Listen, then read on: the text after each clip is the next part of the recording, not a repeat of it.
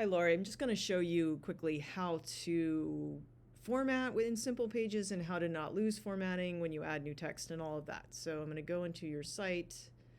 I'm going to go to Simple Pages, and I'm just going to select a random page to show you. So I will click on this one. I'll click on Edit, and notice when I come in here, you immediately see this box is checked. And notice down here, there's this toolbar right here, and this is allowing me to make formatting changes. So I could underline that, I could make it italic, what have you. I can create headers. Notice that's a H2 right now. So when I want that big text that's a header of a section, that's what I want to set it to, is H2 versus paragraph. Notice it's small. So these are the basic, sort of formatting that's in this page already in place. Now, if I were to not have this selected, what you're going to see is just the raw text and the actual HTML. So this is the HT, this is the paragraph mark. And technically, you could go in and do this, do all the HTML, but I'm sure you don't want to do that. So I'll just recheck that, and there we can see it. Now, once I would make my changes, I would just say save. When we cut and paste, say from a Google Doc or from a Word doc into this, if I were to do that right now into this, it would carry over formatting. And that may be good, that may not always be good, because it may look weird. There may be something you need to go in and clean up. I'm not honestly sure. It's just got to depend on how that document is formatted. So you can try doing that, see if the formatting works straight away. It very well could.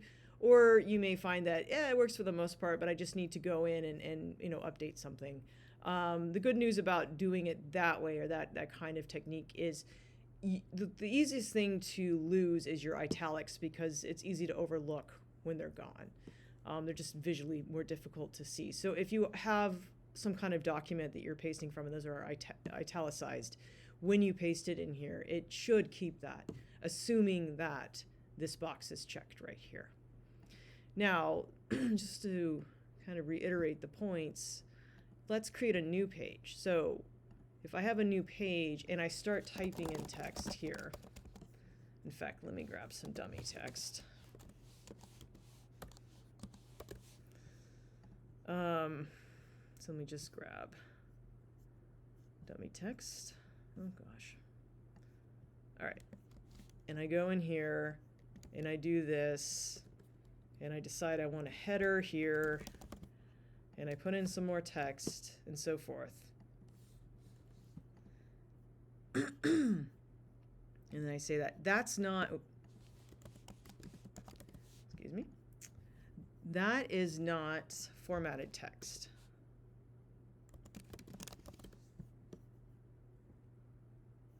Sorry, just pulling up the page. Did I spell that wrong?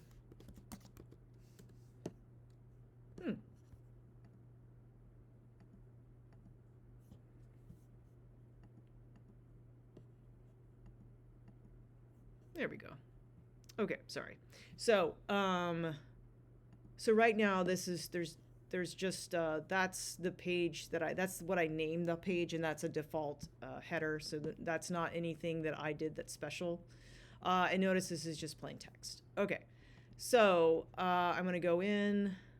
I'm gonna edit, and now let's say, I want to make this an actual, like, a header that is bolded and is formatted correctly. So I'm gonna check here. Notice when I did that, it lost all the formatting. That space that was there was lost. So that will happen if you paste text into that and then check this. If you have formatting in that text, it will lose it.